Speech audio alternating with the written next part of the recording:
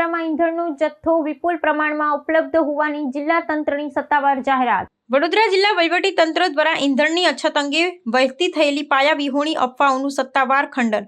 જિલ્લા કલેક્ટર દ્વારા નાગરિકોને ગભરાપટમાં ન આવવાને સોશિયલ મીડિયાના ભ્રામક સંદેશાઓથી દૂર રહેવા અપીલ. વડોદરા સહિત સમગ્ર રાજ્યમાં છેલ્લા કેટલાક સમયથી પેટ્રોલ, ડીઝલ અને રાંધણ ગેસની અછત પ્રવર્તી રહી હોવાની અફવાઓએ જોર પકડી છે, જેના પરિણામે ઈંધણો મથકો પર વાહનોની લાંબી કતારો દ્રશ્યમાન થઈ રહી છે. પરિસ્થિતિની ગંભીરતાને ધ્યાને લેતા વડોદરા જિલ્લા વહીવટી તંત્ર દ્વારા સ્પષ્ટતા કરવામાં આવી છે કે જિલ્લામાં ઈંધણનો પુરવઠો સંપૂર્ણપણે પર્યાપ્ત છે.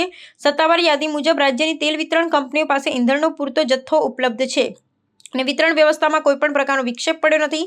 વહીવટીતંત્રના વિશ્લેષણ અનુસાર સોશિયલ મીડિયાના માધ્યમથી ફેલાવવામાં આવતી ખોટી માહિતીને કારણે જનસામાન્ય બિનજરૂરી ભય વ્યાપ્યો છે. જિલ્લા પુરવઠા અધિકારીએ જણાવ્યું છે કે પુરવઠા શૃંખલા અવિરતપણે કાર્યરત છે અને તમામ ઈંધણ મથકો પર નિયમિત રીતે જથ્થો પહોંચાડવામાં આવી રહ્યો છે. નાગરિકોને અનુરોધ કરવામાં આવ્યો છે કે તેઓ ભ્રામક પ્રચારથી પેરાઈને બિનજરૂરી સંગ્રહખોરી ન કરે, કારણ કે તેનાથી કૃત્રિમ અછત સર્જાવાની શક્યતા રહેલી છે. જિલ્લા વહીવટી તંત્રએ અંતમાં કડક સૂચના આપી છે કે પાયાવિહોણી અફવાઓ ફેલાવનારા, અરાજકતા પેદા કરનારા તત્વો વિરુદ્ધ કાયદેસરની કાર્યવાહી કરવામાં આવશે. તંત્ર દ્વારા સાયબર વિભાગને પણ આવા ભ્રામક સંદેશાઓના ઉદ્ગમ સ્થાનથી તપાસ કરવાનો આદેશ અપાયો છે.